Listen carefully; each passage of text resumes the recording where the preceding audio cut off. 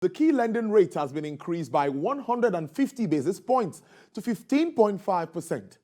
The cash reserve requirement was also pushed to 32.5%, while the liquidity ratio was unchanged at 30%. The Monetary Policy Committee blames the decision on the need to tame inflation, amongst other reasons. Lara Afolayan reports.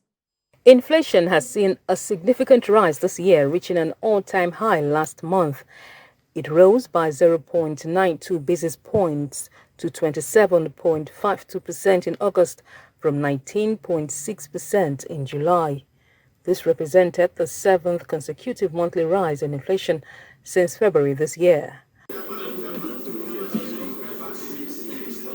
Pushing down inflation is a major reason why the Monetary Policy Committee has now increased the monetary policy rate by 1.5% to 15.5%, while pushing up the cash reserve requirement to 32.5%.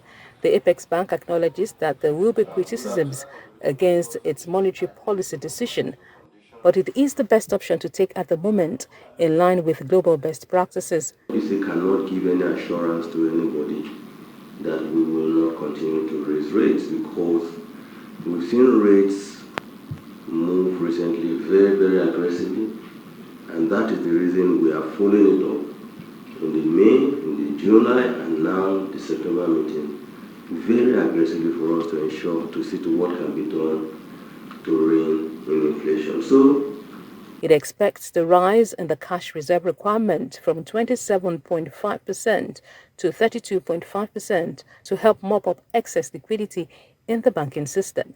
It wants all banks to comply with the new cash reserve requirement by Thursday this week or face the consequences. If you want to see the success in reining in inflation, you have to try as much as possible to raise your rate to a level that is equal or possibly even higher than inflation, so that your inflation rate must lag your policy rate.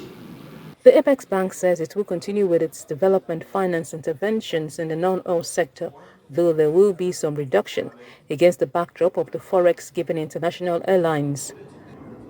For the repatriation of ticket sales, the Apex Bank says that the country's airlines be given adequate landing slots abroad to help reduce pressure on the dollar. It also adds that the e-Naira platform continues to see impressive downloads and use. The Monetary Policy Committee had raised the MPR from 13% to 14% at its last meeting in July. The Monetary Policy Committee foresees output growth continuing till the end of the year, even though at a reduced pace owing to insecurity and rising inflation, amongst other reasons. Lara Afolayan, TVC News, Abuja.